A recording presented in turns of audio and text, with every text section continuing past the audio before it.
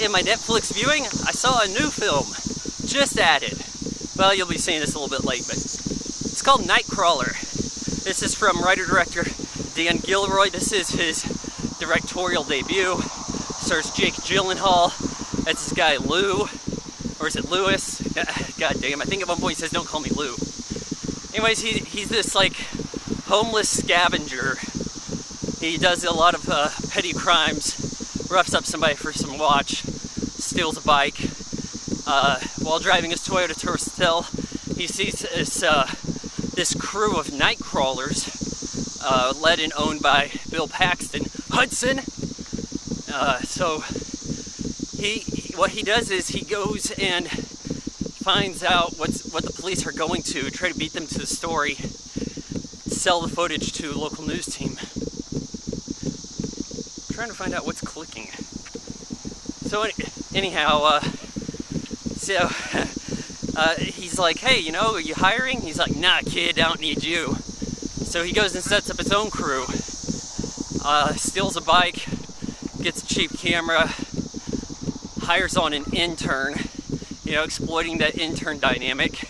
This guy, Rick, is his intern, fairly quiet, but very, very homeless. Will do the stuff for $30, and he starts to wig out on him at some point. And this guy, Lewis, he's very upfront. I'm not even sure if he blinks, because he probably took it from Anthony Hopkins. You blink, you lose power. He's trying to be psychotic. He's a narcissist. He really wants to get his way. He wants to work his way up to the point that he owns a news station. And he's really a scummy guy, and some people are kind of turned off by that. I thought it made him fairly interesting, but in some ways he didn't talk like a real person, or someone who would find themselves in this situation. Like the first time he tries to apply for the job at the scrapyard, it's just, that's not the way people talk. Psycho or not.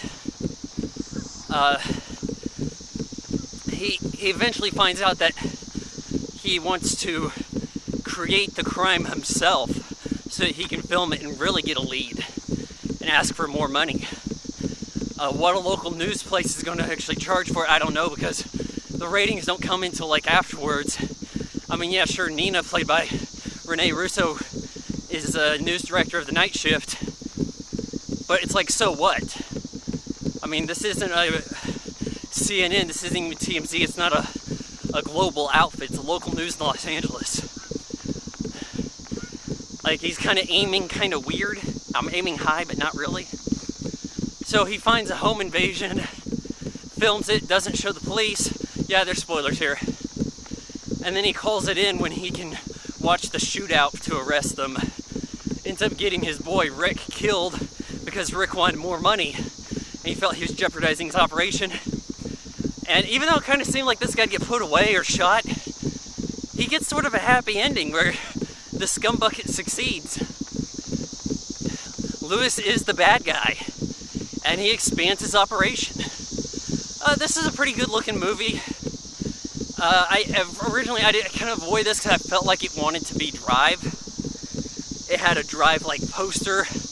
I was concerned it would just steal Drive's music, like Taken 2 did. Has 3 tracks from Drive in it.